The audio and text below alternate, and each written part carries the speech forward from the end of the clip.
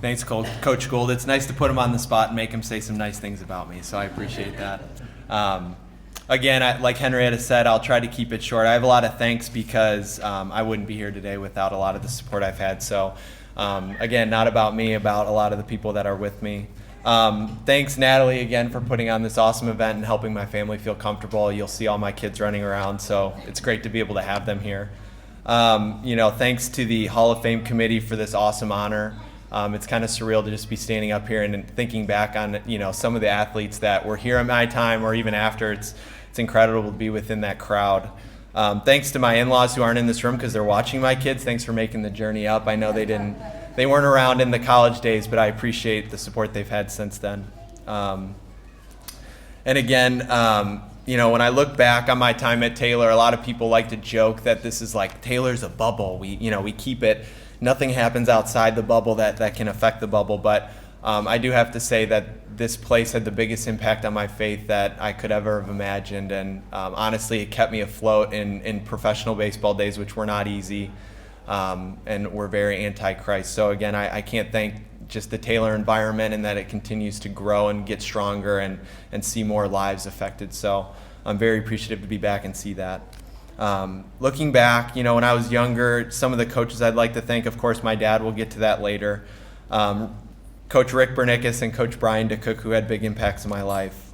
While I was at Taylor, I'd like to thank Casey and Sparks, who I haven't seen yet. Hopefully I'll get to see them today, for taking care of me, because I think the best ability is availability. So I appreciate them keeping me healthy. To some of the assistant coaches I had here at Taylor, Coach Kinzer, Coach Mike Nasser, Rhett, of course, as a coach and as a teammate, and of course Coach A, who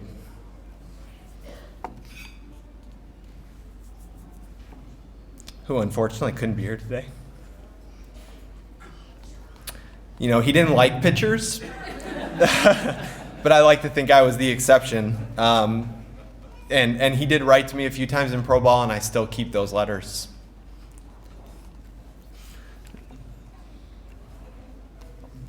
To the older guys in the program, you'll never know the impact you had on me, Rhett being one of them.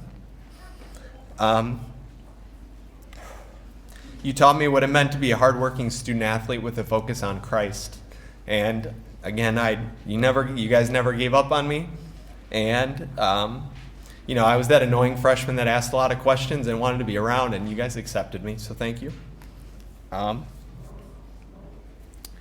To the younger guys who allowed me to pass those lessons on. Hopefully I was as big of an impact on you as the older guys were on me, and I think it's just a continued process, and I think it's something that Coach Gould does a great job to instill. So hopefully I made an impact on the younger guys as well, and of course them helping push me during those years. Specifically, I want to thank Brent and Alex, who I graduated with and played baseball with. We still keep close friendship today, and you guys were a huge reason why Taylor was such a great experience. Of course, to Coach Gould, thanks for believing in me. He always said, it's funny, when I was getting recruited, he told my parents, he can make the pros, and we thought that was just lip service, but he actually believed it, and he worked extremely hard with me to guide me there. And I couldn't have done any of it without you, even without a quote-unquote pitching coach in the program, so I appreciate that. Even when I lost the first 2 games of my college season and a doubleheader, I lost both games of that doubleheader, he still let me pitch, so that was nice. Only way was up from there. And sadly, thanks for giving me up on me as a shortstop, because hitting just didn't work out. To my wife and 3 kids, thanks for letting me play my favorite position of all time, which is husband and dad. And, I joke, I was like, this is, going to Taylor and getting this award, this is the 5th greatest accomplishment, wife, 3 kids, and this one. So the kids can duke out for 2nd, 3rd, and 4th. My wife's the greatest accomplishment in my life. So thank you. And again, from my professional career, it wouldn't have been the same without you. Thanks for supporting me through those 4 years. And then just to wrap it up, I want to thank my parents, because words don't do it justice. Thank you for the lifelong sacrifices, from baseball equipment, which is not cheap, gas money, McDonald's breakfasts, hotels you always provided for me, and most importantly, were there. Mom, you were my most positive fan, even when I didn't do well. So I always knew, good job, buddy, way to go. And I always knew there was love and support waiting for me, and hugs, of course. And to my dad, I just thank you. You're my greatest coach I've ever had. And I can probably count on one hand the games that you missed.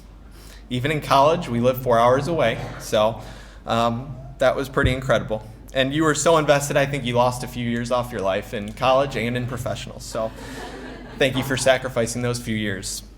It's funny, I used to think heaven was, when I was young, I used to think it was my dad throwing wiffle balls to me.